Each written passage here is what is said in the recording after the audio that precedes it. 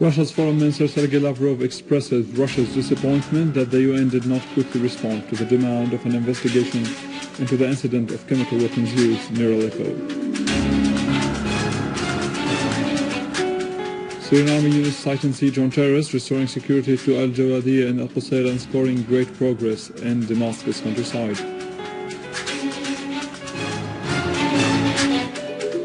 British and American intelligence admit the killing of an American and a British national while participating in fighting along with terrorist groups in Syria.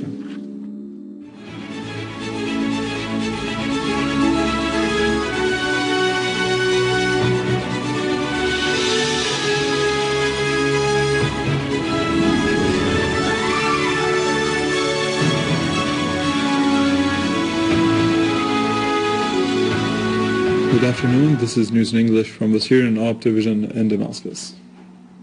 Russia's Foreign Minister Sergei Lavrov expressed Russia's disappointment that the UN did not quickly respond to the demand of an investigation into the incident of chemical weapons use in Khan al-Assad near Aleppo. Terrorism is spreading quickly in the states neighboring Syria, including Turkey, whose current government is supporting terrorist groups in Syria by all means. The Turkish authorities announced that they detained a terrorist group affiliated to al-Nusra front who had a quantity of a toxic Sarin gas. The group was planning to attack Anjarlik air base in the Turkish city of Adana. Sources said that the Sarin gas arrived to Turkey from Libya aboard a passenger plane. Russia's Foreign Minister Sergei Lavrov expressed Russia's disappointment that the UN did not quickly respond to the demand of an investigation into the accident of chemical weapons used in Khan al-Assad area near Aleppo. Speaking at a press conference he held in Moscow, Lavrov said Russia feels great disappointment with the political games of the UN General Secretariat, that it failed to respond to this demand with a possible accuracy and speed. Lavrov pointed out that the Russian Foreign Ministry was waiting for the Turks to provide information on the results, which they came out with quickly and in full. He stressed the need for a thorough investigation into such cases. The Turkish media reported earlier that the Turkish intelligence seized 12 persons from Jabhat al-Nusra with links to al-Qaeda in Adana city in southern Turkey and confiscated 2 kilograms of toxic sarin gas, ammunition, several documents and digital information were in their possession. Meanwhile, the United Nations Security Council has added al-Qaeda-linked Jabhat al-Nusra terrorist group to the UN Sanctions Blacklist. A statement issued by the Security Council Committee monitoring sanctions said that the decision subjects Jabhat al-Nusra to the global arms embargo and asset freeze.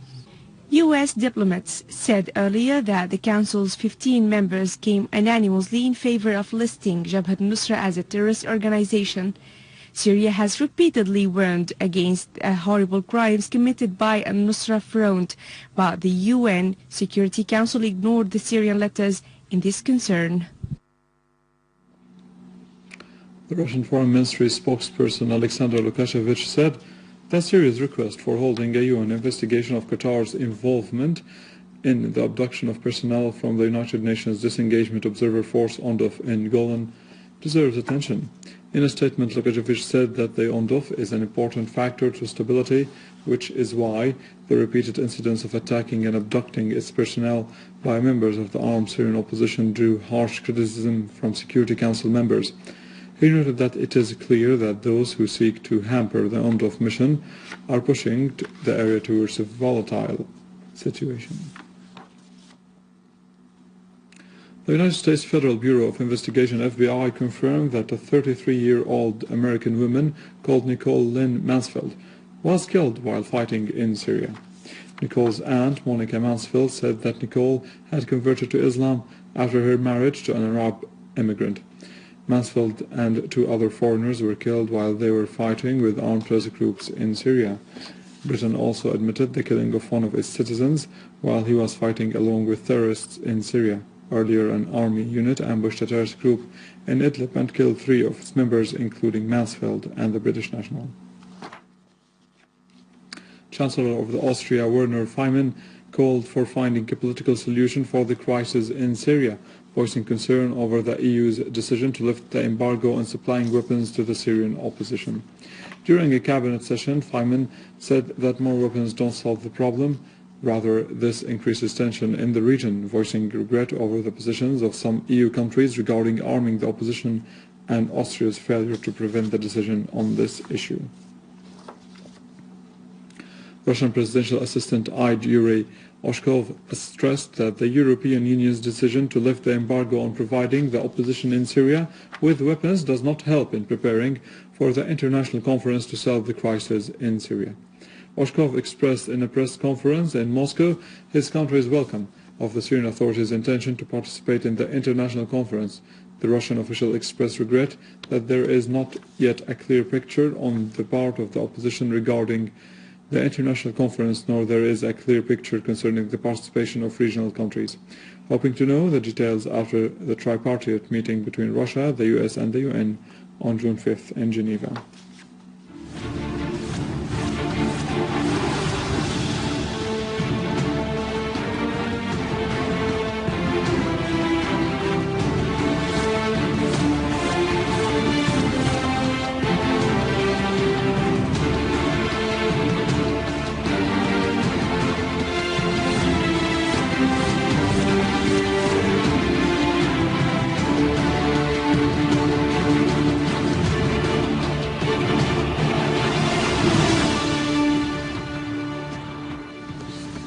Students at Al Jazeera Private University in Deir ez-Zor province have staged a spontaneous rally to hail the sacrifices of the Syrian army, calling upon it to eliminate all terrorist groups.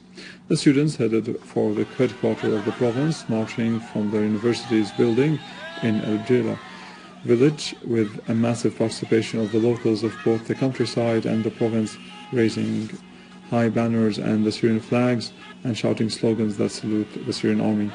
They further called upon the army to exterminate all the mercenary terrorists and to put an end to the bloodshed of Syrians. Terrorists fired 3 mortar shells on the residential neighborhood of al-Dwailaa area in Damascus, causing the injury of 4 citizens and big material damage in that area. An official source said that the terrorists targeted a crowded area, causing the injury of 4 citizens and big material damage to the residential buildings and the cars parked in the site. In al-Assad city and its countryside, Syrian Arab Army destroyed a number of terrorist dens in the southwestern neighborhood of the city, killing some of them. Meanwhile, the Syrian Arab Army units destroyed a number of the terrorist vehicles, weapons and ammunition near al-Dwailaa roundabout, as they destroyed 2 terrorist hideouts in the western neighborhood in the city.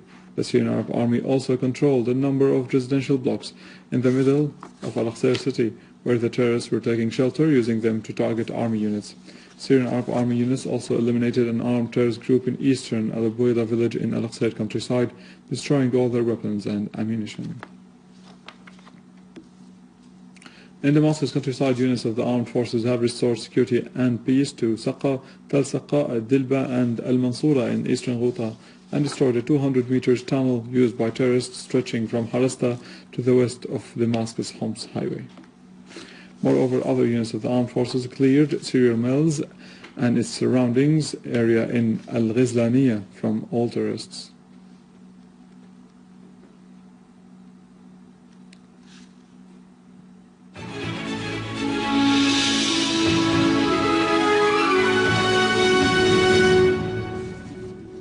For the second day running, the Turkish have taken to the streets to express rejection of the reckless policies of Erdogan's government. Thousands have gathered in the streets surrounding Taksim Square, downtown Istanbul, and others headed for the parliament in the capital Ankara, demanding Erdogan to resign. The Turkish police have fired tear gas to disperse the demonstrators. Reports have indicated that the public demonstrations expressed opposition to the attitude taken by the Turkish government vis-à-vis Syria and other issues.